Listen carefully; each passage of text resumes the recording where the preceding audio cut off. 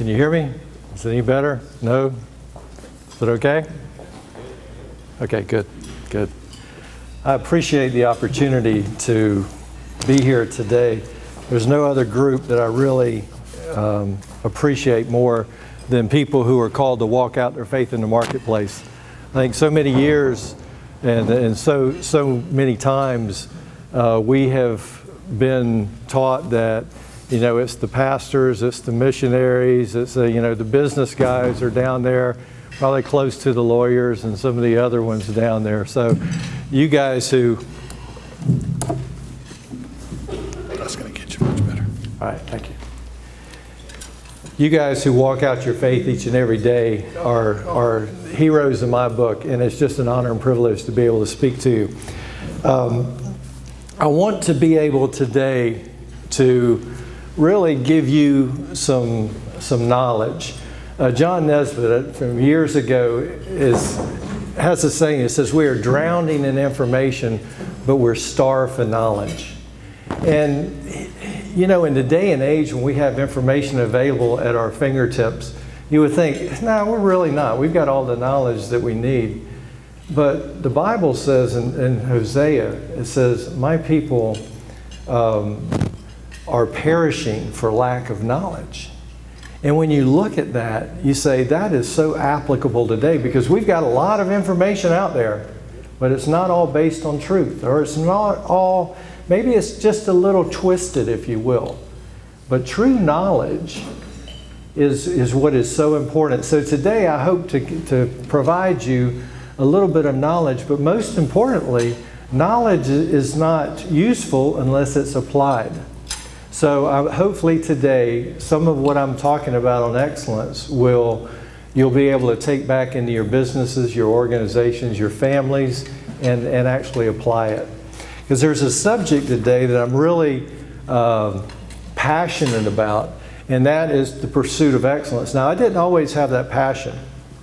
I was raised in a Christian home. I was in church, Southern Baptist boy. I was in church every Sunday morning, every Sunday night, every Wednesday night.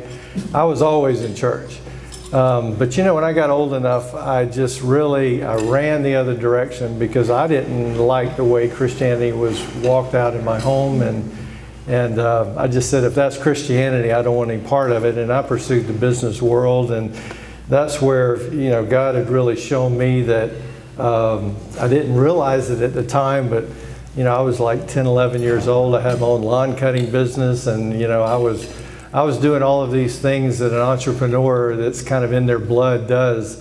And so it took me years later to really look back on that and see the way God had wired me. But I had started a company. I'd worked in manufacturing for a few years and worked in an aluminum processing facility, and we started our own company in the late 80s that was involved in automation and engineering. A lot of them in the upstate today. We used to have an office here in Greenville before we sold the company as well. So, you know, you guys are very familiar with manufacturing, but this was the late 80s. There was a lot of, you know, automation was just really starting to take off. People were applying the technology, and we were growing that company. And I really loved that industry. Stayed in it for years. Even after we sold the company, I stayed on with that company for 3 years, and then I left and started doing consulting work. When I was CEO of an engineering company, you know, I used consultants, but I didn't like them, and then I became one. So it's kind of interesting. Be careful what you say you don't like, because eventually you may move in that direction. But what I didn't really like about consulting, it was so specific in certain areas. If I had the consultant had a financial background, I had a financial problem. If they had an engineering background, I had an engineering problem. It was always very specific, but I always felt like there was a more holistic view. Well, in 1995, we were running this company and doing very well.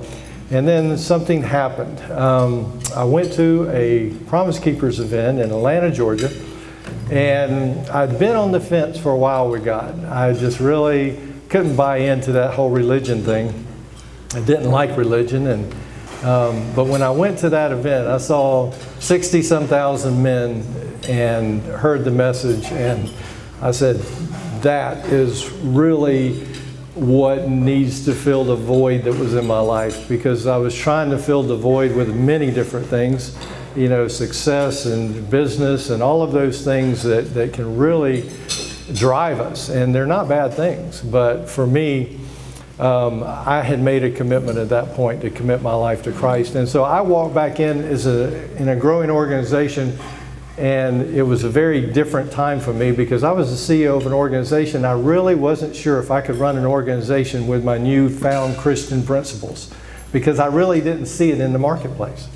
It was a very exciting time for me, but it was a very difficult time for me because I didn't know if I was supposed to go be a missionary in Africa or if I was supposed to go do something else. Surely, God, you don't want me to run a company the way that I'm feeling now, but God started showing me some things, and I discovered John Maxwell and a lot of those principles, and God started really showing me that I didn't have a clue what leadership was, that I was a good manager, I was a good engineer, I was a good technically, but I really didn't know what true leadership was. Because see, our company was the type that we worked hard, we played hard, and you had to be a superstar to really make it in our company. So we would hire people, and if they didn't gravitate to the top, then they were gone. And what God started convicting me of is that an excellent company is a company that can take your average person, put them into an environment,